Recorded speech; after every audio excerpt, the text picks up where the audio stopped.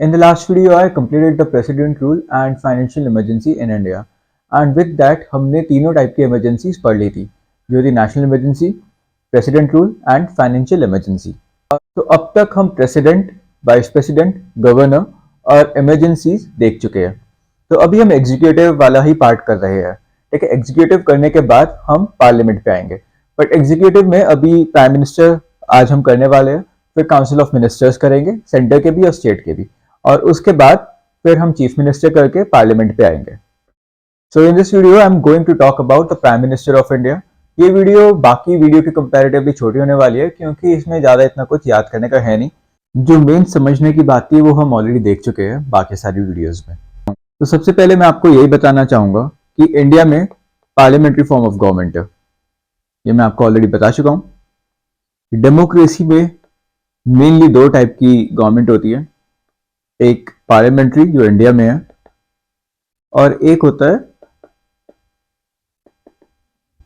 President form of government या presidential form of government. तो parliamentary India and UK में है. Presidential form of government USA में है, जिसकी जो एग्जीक्यूटिव पावर्स होती है वो प्रेसिडेंट के पास होती है. बट हम ऑलरेडी देख चुके हैं कि जो रियल एग्जीक्यूटिव पावर है वो प्राइम मिनिस्टर के पास है हमारे इंडिया में. जो प्रेसिडेंट है वो सिर्फ एक नॉमिनल हेड है. ये मैं आपको बहुत बार ऑलरेडी बता चुका हूं. सो president is nominal executive authority. Okay, he is just nominal executive authority, और हम उसे बोलेंगे डी ज्योर. ये एमसीक्यू में क्वेश्चन बन सकता है कि डी ज्योर प्रेसिडेंट है या फिर प्राइम मिनिस्टर है. तो डी ज्योर, ये इसका मतलब है नॉमिनल एग्जीक्यूटिव अथॉरिटी. और जो प्राइम मिनिस्टर है वो है डी फैक्टो, और ये है रियल एग्जीक्यूटिव अथॉरिटी. तो this is nominal and this is real executive authority. तो आपको ये पता होना चाहिए, अगर क्वेश्चन आ गया डी ज्योर किसे कहेंगे, डी ज्योर कहेंगे हम प्रेसिडेंट को, और इसका मतलब होता है नॉमिनल एग्जीक्यूटिव अथॉरिटी. और डी फैक्टो किसे कहेंगे, डी फैक्टो हम कहेंगे प्राइम मिनिस्टर को. इसका मतलब होता है रियल एग्जीक्यूटिव अथॉरिटी. पहली चीज तो आपको ये पता होना चाहिए. ओके, तो D jure is president and nominal executive authority. De facto is prime minister, real executive authority. और अगर मैं आपको सिंपल वर्ड्स में बताऊं तो president is the head of the state and prime minister is the head of the government. ये मैं आपको ऑलरेडी बहुत बार बता चुका हूं लास्ट वीडियोस में, जब हम प्रेसिडेंट के बारे में पढ़ रहे थे. अब हम देखेंगे कि प्राइम मिनिस्टर अपॉइंट कैसे होते हैं. प्रेसिडेंट हमने देखा, वाइस प्रेसिडेंट देखा, दोनों इनडायरेक्ट इलेक्शन से अपॉइंट होता है. इनके लिए इलेक्टोरल कॉलेज बनता है और फिर वो अपॉइंटमेंट उनकी होती है ना, हमने देखा था. गवर्नर कैसे अपॉइंट होता है, गवर्नर प्रेसिडेंट नॉमिनेट करता है. ठीक है, गवर्नर की कोई ऐसी अपॉइंटमेंट नहीं है, गवर्नर को प्रेसिडेंट अपने आप ही मतलब नॉमिनेट करता है. प्राइम मिनिस्टर कैसे अपॉइंट होता है,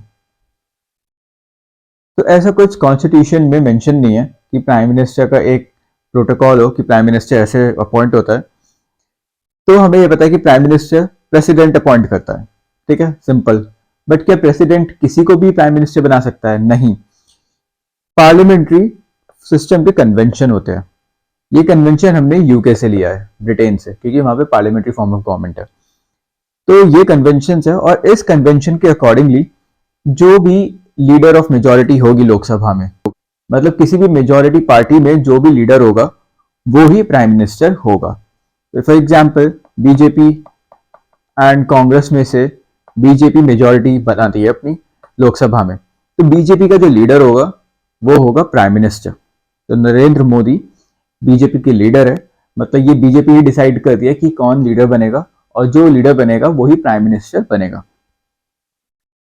तो ये कहां पे है, ये convention of parliamentary system of government में मेंशन है ये वाला रूल. ठीक है, तो कॉन्स्टिट्यूशन में एज सच कुछ मेंशन नहीं है. कॉन्स्टिट्यूशन में बस यही है कि prime minister shall be appointed by the president. ये कॉन्स्टिट्यूशन में है. एंड जो convention of parliamentary system of government है उसमें यह है कि जो भी मेजॉरिटी पार्टी लोकसभा में होगी उसका लीडर प्राइम मिनिस्टर बनेगा। ठीक है, ये तो सिंपल सी चीज है, ये तो आप लोगों को पता ही होगा ऑलरेडी। अब बात आती है, अगर कोई भी पार्टी की मेजॉरिटी नहीं होती है लोकसभा में, तो कौन बनेगा? ये भी मैं आपको ऑलरेडी पढ़ा चुका हूं जब हम प्रेसिडेंट की डिस्क्रिशनरी पावर्स पढ़ रहे थे। मैंने आपको बताया था प्रेसिडेंट के पास हिडन डिस्क्रिशनरी पावर होती है। तो प्रेसिडेंट इस चीज में अपना डिस्क्रिशन ला सकता है। अगर किसी भी पार्टी में कोई भी मेजॉरिटी नहीं है, तो प्रेसिडेंट अपनी डिस्क्रिशनरी पावर यूज करके किसी को भी प्राइम मिनिस्टर बना सकता है। ठीक है, वैसे मोस्टली केस में क्या होता है, जो भी लार्जेस्ट पार्टी होती है लोकसभा में, जो भी लार्जेस्ट पार्टी होती है, चाहे उसने मेजॉरिटी लाई या नहीं आई, बट जो लार्जेस्ट पार्टी होती है, या फिर अगर कोalition हो गया लोकसभा में, कभी कभी कोalition हो जाता है। कोalition का मतलब 2 या 3 पार्टी मिलकर मेजॉरिटी लाने की कोशिश करती है, तो प्रेसिडेंट उसे ही प्राइम मिनिस्टर बनाता है।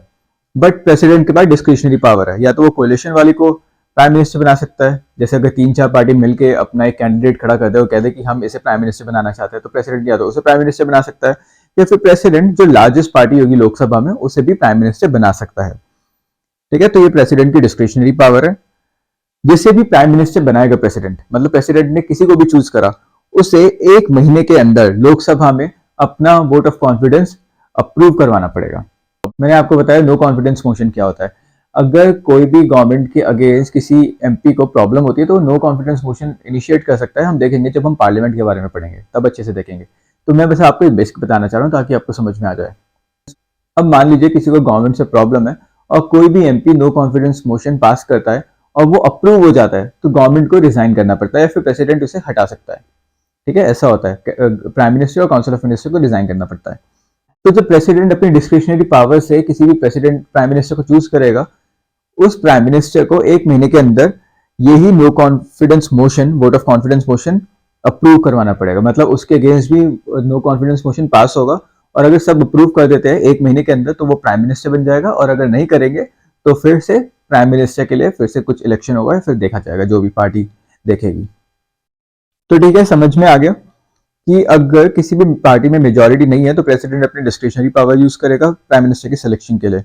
वो वैसे क्या करता है, जो लार्जेस्ट पार्टी होती है या तो उसे प्राइम मिनिस्टर बनाता है, या फिर जो कोलिशन होता है लोकसभा में उसे प्राइम मिनिस्टर बनाता है। बट जिसे भी बनाएगा उसे वोट ऑफ कॉन्फिडेंस 1 महीने के अंदर पास करना पड़ेगा, तभी वो प्राइम मिनिस्टर बन पाएगा। प्रेसिडेंट के पास एक और डिस्क्रिशनरी पावर होती है। अगर प्राइम मिनिस्टर ऑफिस में उनकी डेथ हो जाती है, ऑफिस में मतलब ये नहीं कि अपने ऑफिस में वर्क करते करते डेथ हो गई, मतलब अगर 5 साल में जो प्राइम मिनिस्टर का टेन्योर होता है उसमें प्राइम मिनिस्टर की डेथ हो जाती है और कोई सक्सेसर नहीं होता, मतलब उन्हीं पार्टी में कोई और सक्सेसर उन्हें नहीं खड़ा कर पाता, तो ऐसा तो है नहीं कि वैक्यूम क्रिएट हो जाएगा, प्राइम मिनिस्टर के बिना एक कंट्री रन करेगी। तो प्रेसिडेंट भी इस केस में अपनी डिस्क्रिशनरी पावर यूज कर सकता है प्राइम मिनिस्टर को अपॉइंट करने में। अब रियल में ये प्रेसिडेंट ने ये डिस्क्रिशनरी पावर्स यूज करी है और मैं आपको ये बताना भी चाहूंगा। 1979 में प्रेसिडेंट ने ये वाली डिस्क्रिशनरी पावर यूज करी थी। कोई भी किसी भी पार्टी की कोई क्लियर मेजॉरिटी नहीं थी लोकसभा में, और प्रेसिडेंट ने 1979 में ये डिस्क्रिशनरी पावर यूज करी थी। तो हुआ क्या था कि उस टाइम पे प्रेसिडेंट थे नीलम संजीवा रेड्डी। नीलम संजीवा रेड्डी, और इन्होंने चरण सिंह को प्राइम मिनिस्टर बनाया था। इनकी पार्टी ने दूसरी पार्टी के साथ कोलिशन करके चरण सिंह को नॉमिनेट करा था, मतलब इन्हें उस कोलिशन का लीडर बनाया था। तो नीलम संजीवा रेड्डी ने चरण सिंह को प्रेसिडेंट अपॉइंट कर दिया गया था। और जो ये वाला केस है, ये हुआ था 1984 में। इंदिरा गांधी का असैसिनेशन हो गया था, और उस टाइम पे जो प्रेसिडेंट थे वो थे जेल सिंह।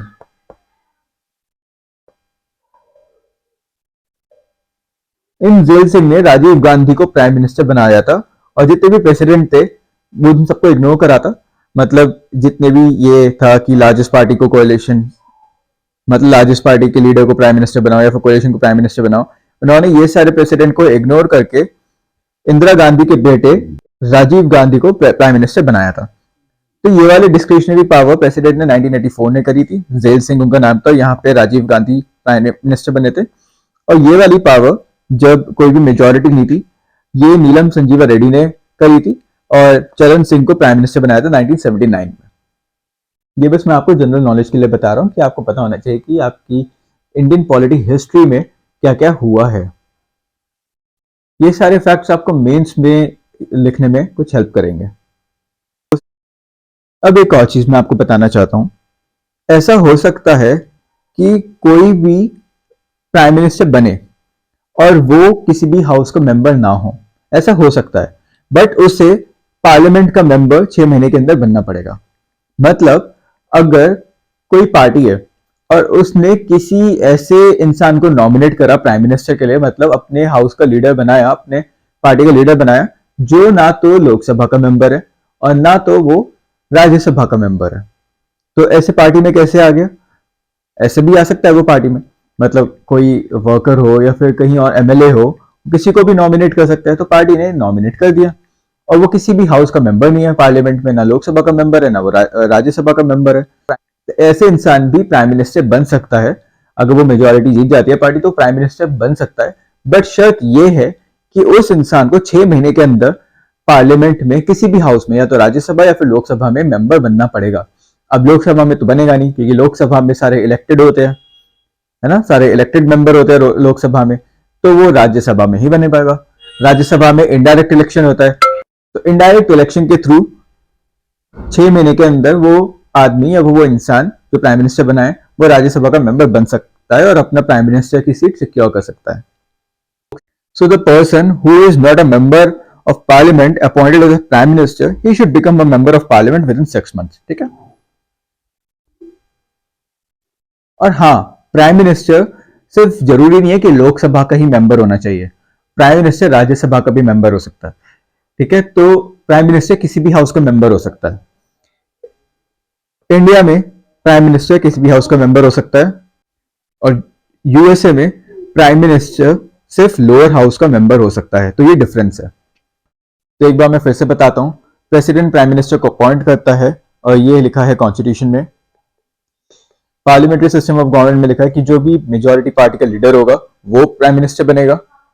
जब किसी भी पार्टी की मेजोरिटी नहीं होगी तो प्रेसिडेंट अपनी डिस्क्रिशनरी पावर यूज करके या तो लार्जेस्ट पार्टी जो है उसमें उसका कोई लीडर को प्राइम मिनिस्टर बनाएगा या फिर कोलिशन हुआ तो उसके लीडर को प्राइम मिनिस्टर बनाएगा, बट उसे नो कॉन्फिडेंस मोशन को अप्रूव करना पड़ेगा 1 महीने के अंदर लोकसभा में।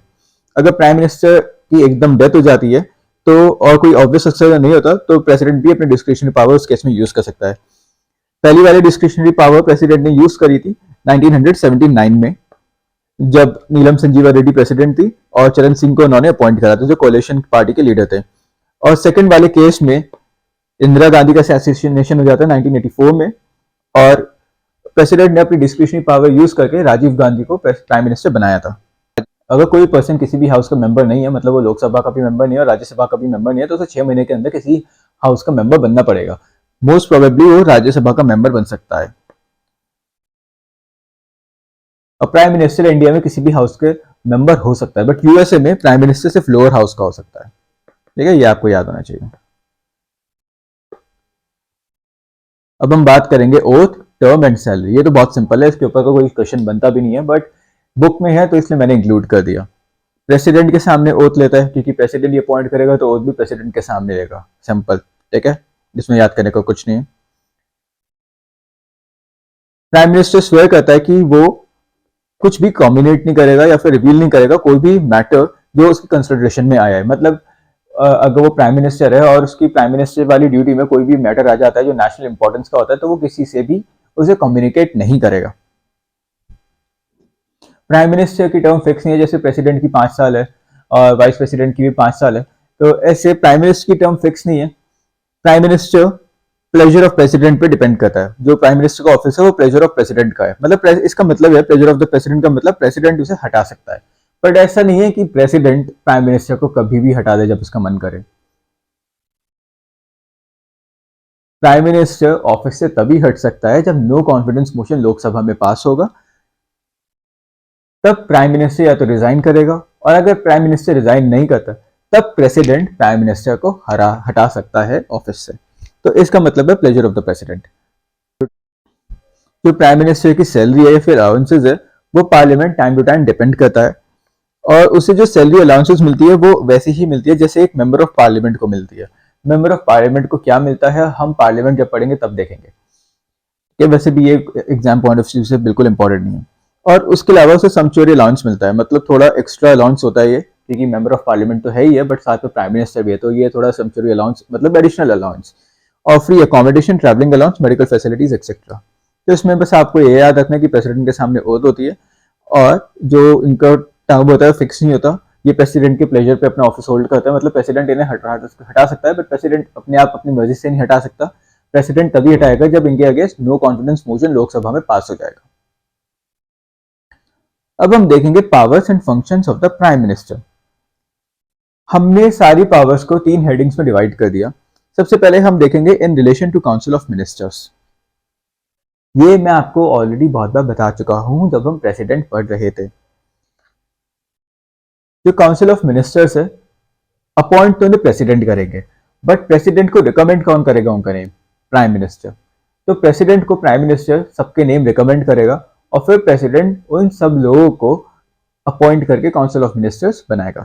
तो he recommends person who can be appointed as ministers by the president. तो नरेंद्र मोदी जी अपने काउंसिल ऑफ मिनिस्टर्स जो ये सब है इनका नाम इन लोगों ने प्रेसिडेंट को दिया होगा और फिर प्रेसिडेंट इन्हें इनकी अपॉइंटमेंट करेंगे। ठीक है, सिंपल सी चीज है। He allocates and reshuffles various portfolios among the ministers. मतलब यही बताएंगे कि कौन सा बंदा कौन सी मिनिस्ट्री में जाएगा। बहुत सारी मिनिस्ट्री होती है गवर्नमेंट के अंदर, जैसे मिनिस्ट्री ऑफ एजुकेशन है, मिनिस्ट्री ऑफ एक्सटर्नल अफेयर्स है, मिनिस्ट्री ऑफ होम है, होम अफेयर्स। तो इतनी सारी मिनिस्ट्री है। अब कौन सा मिनिस्टर कौन सी मिनिस्ट्री संभालेगा ये प्राइम मिनिस्टर ही बताएगा। तो पोर्टफोलियो एलोकेशन यही होता है।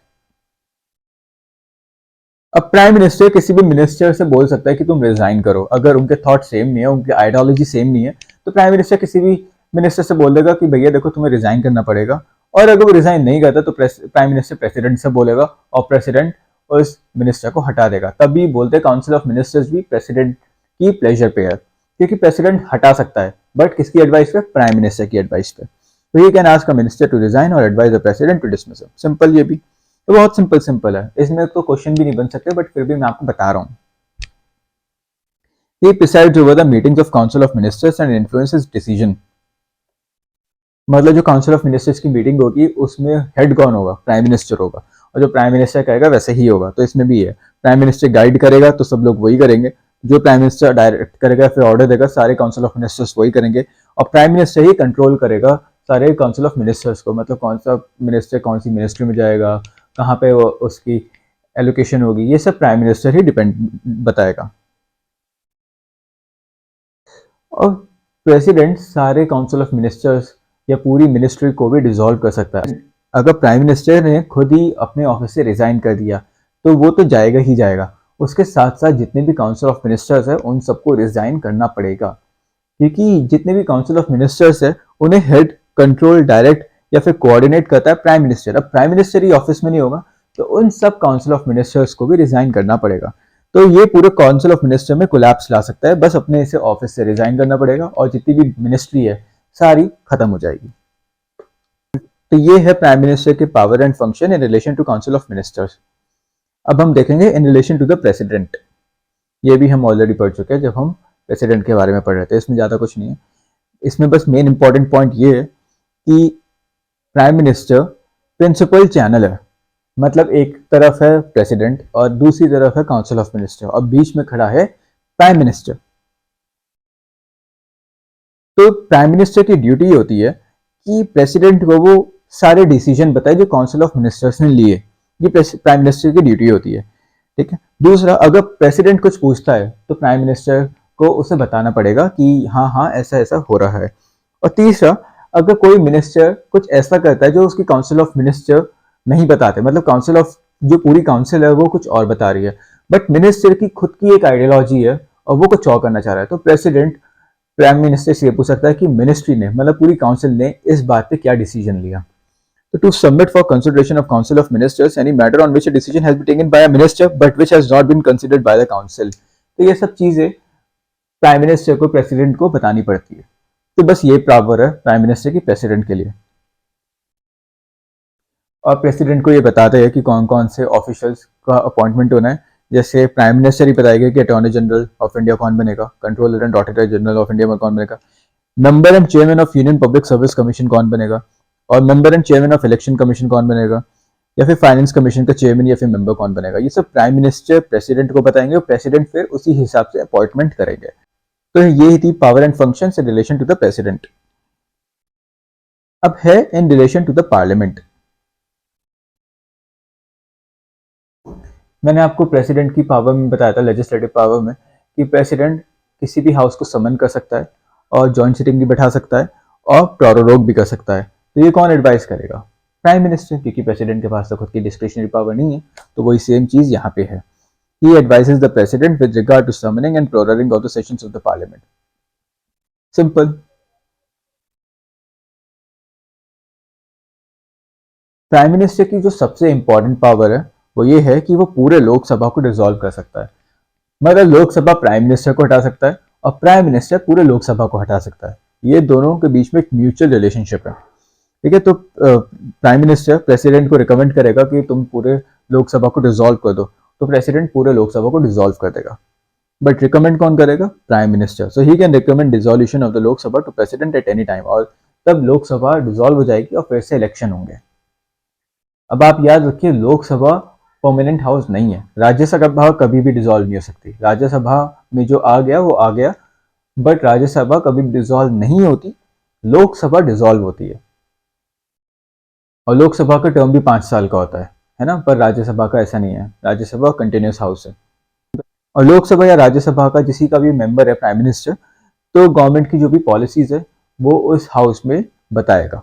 ये भी प्राइम मिनिस्टर की एक ड्यूटी होती है। इनके अलावा कुछ और भी पावर्स एंड फंक्शंस है, जैसे ये चेयरमैन होते हैं नीति आयोग के। नीति आयोग क्या होता है, हम इसके ऊपर एक पूरा एक अलग से चैप्टर पढ़ेंगे। नीति आयोग को पहले प्लानिंग कमीशन बोलते थे, बट 2015-2016 के आसपास प्लानिंग कमीशन को नीति आयोग में कन्वर्ट कर दिया गया। तो नीति आयोग के चेयरमैन होते हैं। नीति आयोग के अलावा नेशनल डेवलपमेंट काउंसिल, इनके भी चेयरमैन होते हैं। नेशनल इंटीग्रेशन काउंसिल के चेयरमैन होते हैं। इंटर स्टेट काउंसिल के चेयरमैन होते हैं। नेशनल वाटर रिसोर्सेज काउंसिल के चेयरमैन होते हैं। हम इनमें से नीति आयोग पढ़ेंगे, नेशनल डेवलपमेंट काउंसिल भी पढ़ेंगे, ये नहीं पढ़ेंगे नेशनल इंटीग्रेशन काउंसिल, ये इतना इंपॉर्टेंट नहीं है। इंटर स्टेट काउंसिल भी पढ़ेंगे, नेशनल वाटर रिसोर्स काउंसिल भी पढ़ेंगे। इनके मैं अलग अलग चैप्टर लाऊंगा।